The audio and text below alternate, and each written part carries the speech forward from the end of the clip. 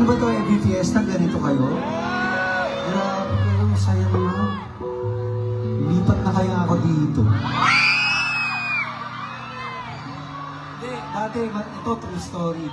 Dati meron akong parang meron akong clothing brand niya, Nax. Dito ako nagpapagawa ng ng mga jeans, ng mga maong. Ano pinita? Ano mo yun? Omega! Omega! Wala ako sa'yo. May utang pa sa akin. Hindi, joke lang. Hindi, joke lang. Hindi, dito, galing kasi gumawa. So, malamang mga kamag-anak niyo rin yun, kasi, grabe, world class. Ano yun eh? Pina-export din yun. So, dahil dyan, lilipat na ako dito bukas. Hindi, dahil dyan, one last song. Bilang pasasalamat po sa inyong lahat, ito po, on a more serious note, gusto ko lang po magpasalamat sa inyong lahat na sino dito first time lang makapunta sa concert ko. First time.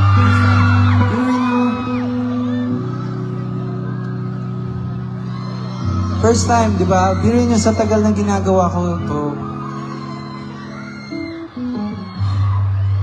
Eto kayo. Hindi kayo nagsasawa sa akin at may mga bago pa nga nakaka-discover ng music ko. Maraming salamat po. Maraming salamat sa mga kuya nyo, ate nyo, kung sino man nag-share ng music ko sa inyo, sa mga parents nyo, tito nyo, driver ng tricycle, driver ng school bus, o kung ano man yan. Maraming salamat po.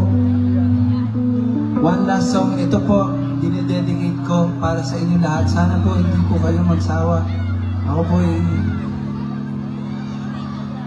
sobrang blessed po ako na ito po yung ginagawa ko sa buhay ko.